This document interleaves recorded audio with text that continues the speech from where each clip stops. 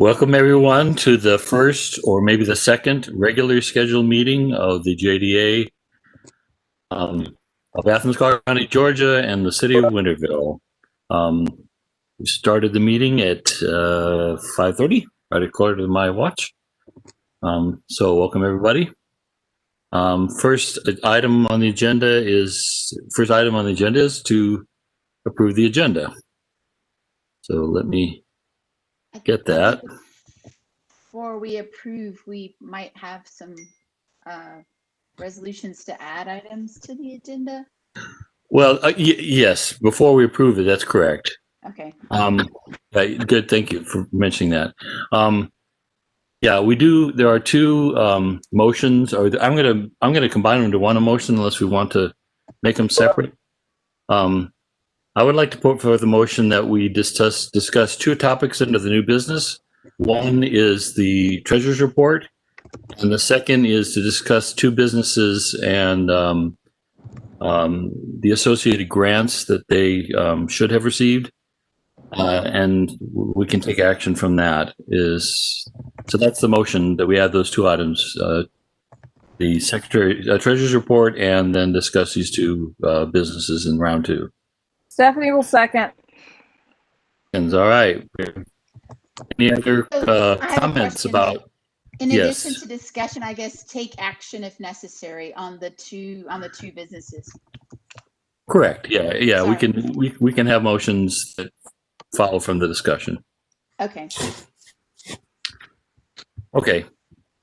Any other further discussion of the motion? All right. All those in favor of approving the amended agenda, raise your hand or whatever. All right. Looks like everybody. Opposed? Motion carries unanimously. So now we have a new agenda. We'll get to that part when it comes to it. The next thing is approval of the minutes from last meeting. I do have some changes that I wanted to. On the second page of the agenda, there's a item 3, motion to not have a third round of loan applications this time. I moved it and it was seconded. We did not indicate that it was approved. So, Tim, if you could add directors unanimously approved motion at number 3, that would be great. All right. And I know that we, well, I think we decided we're going to have about a half an hour meeting, and you did say from 5:30 to 6. With these two items, it may go to 6:30. I don't know if we need to modify that or just plan to go over. That is the time we said we were going to do it, I believe, 5:30 to 6. So that is accurate. Yeah, let's stick with it. Yeah, All I'll right. just have to jump off about 5:55. That's right. You got. Okay. Well, we can hopefully move on to the new business. All right. Any other comments about the minutes with the correction? No. All right. All those in. I do have a motion to do it. You have the a minutes. Yes, I'll motion to approve the minutes with your amendment. All right. Okay. And is there a second? I'll second. All right. 10 seconds. All those in favor of approving the minutes with the changes, raise your hand or say aye. All those opposed? No opposition. The motion passes unanimously. I'm just a no vote because I wasn't there, so I don't know if they're accurate or not. Well, you can abstain. We could list one abstention. Exactly. Okay. Okay. Well, we can so indicate that's an extension. Sorry. What I just said. All right. We don't have any old business before the board. We do have the new two items that we want to discuss. Stephanie, I'm going to let you take the lead. If you want to do either the treasurer's reports first or the discussion of the two businesses, it's up to you. Okay. I'll turn my video off because I feel like there's internet's breaking up. I don't know if it's on my end. Can y'all hear me? Yes. Yeah. Okay. I sent you guys a treasurer's report. I sent you a balance sheet and a profit and loss statement. They're both very simple. The more involved documents were those grant 1 status or round 1 status and round 2 status.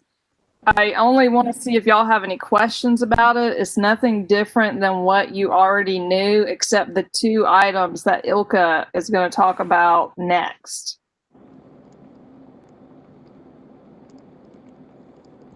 Okay. Any questions? I mean, I don't want to take the time to go over it because I sent it to y'all, but I mean, Yeah, there's that's nothing fine. surprising. I don't think we need to approve your report. So it's more of an FYI for the group. Right, yes. Yeah, it seemed pretty straightforward. Right. Okay. All right. Well, we'll just add that to the somewhere on our Google Drive. We'll add the treasurer's report to that. All right. The second item, you're saying that Ilka, you want Ilka to take the lead on the second Yes. item? She wrote the email explaining it. It was very clear in the email, but she may want to add some more things about it. Okay. So Ilka, you got the floor on that second item. So has everybody had a chance to read those emails? That'll let me know how much detail to go into right now. I have. I've read it once. Yeah. Okay, so basically, through round 2, we had a couple of situations that arose where businesses that had been reviewed and denied due to their occupation tax status, 2 of the businesses that received a denial email emailed Stephanie back and said, wait, we should be eligible because of our status in terms of paying our occupation tax. One was Pulaski Heights. And their situation is that for businesses that have an alcohol license, they pay their occupation tax. They have to pay their occupation tax before January 1 of the year that they're paying for the occupation tax.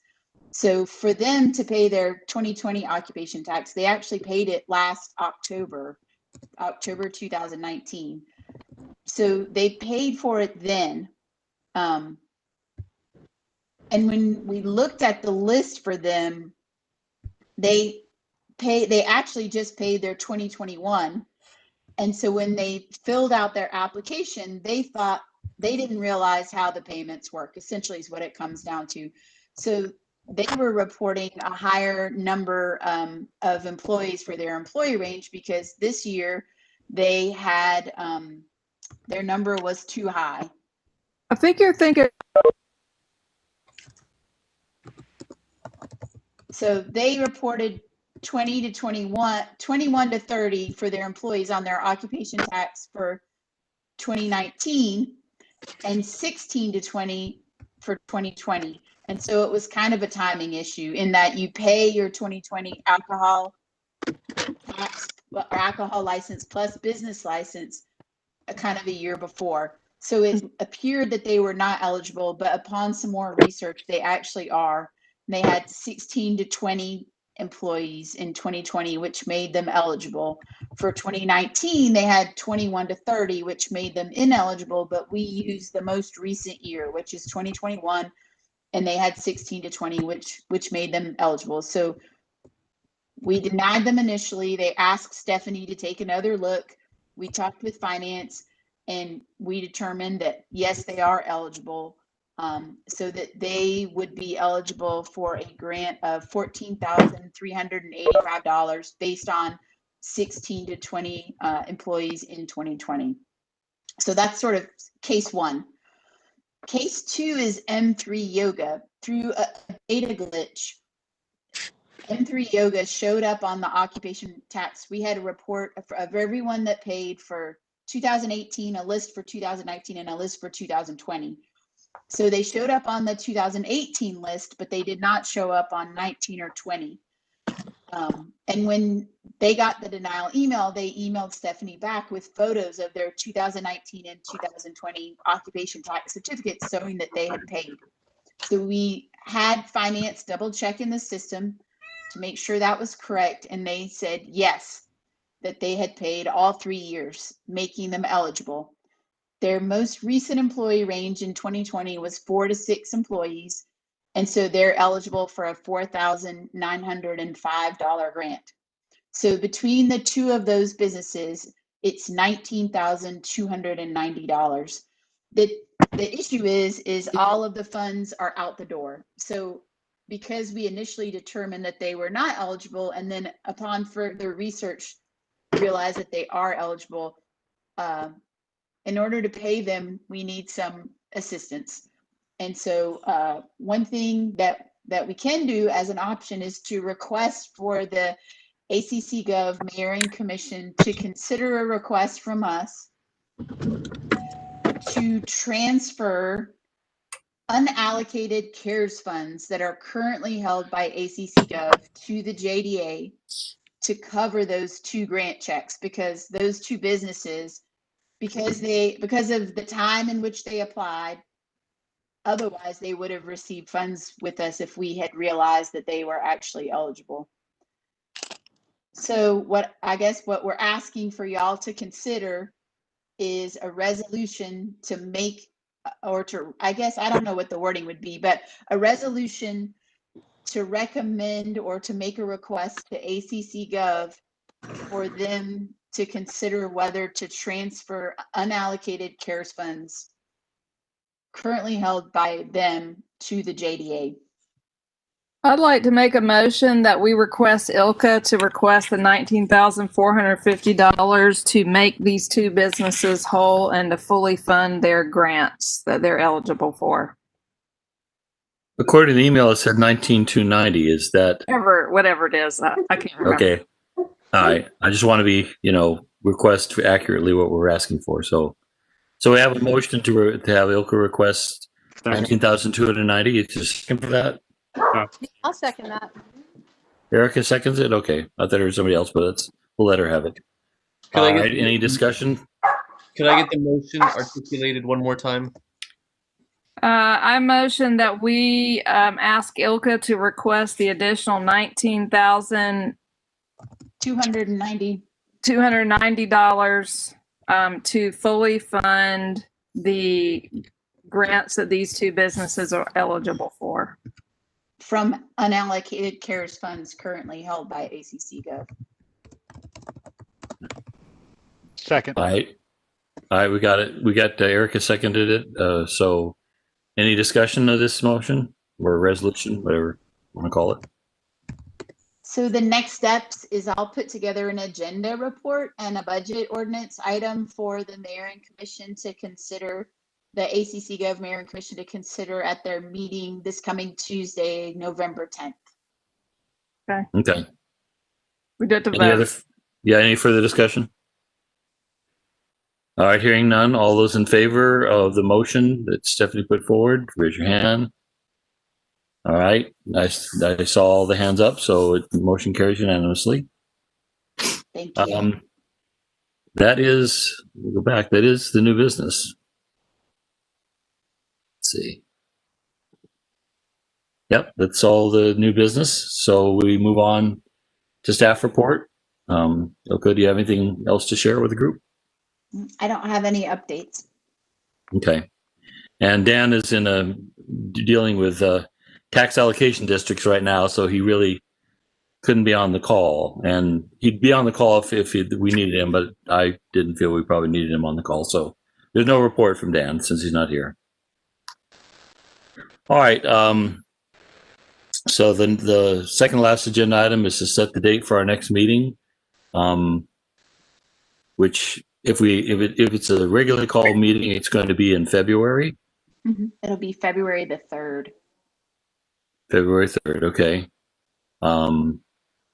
Does 5:30 to 7 or 5:30 to 6:30 sound reasonable to everybody? Sure. All right. I'll put forth a motion that our next regularly scheduled meeting will be on February 3rd from 5:30 to 6:30. There a second to that? Second. Stephanie seconds it. All right.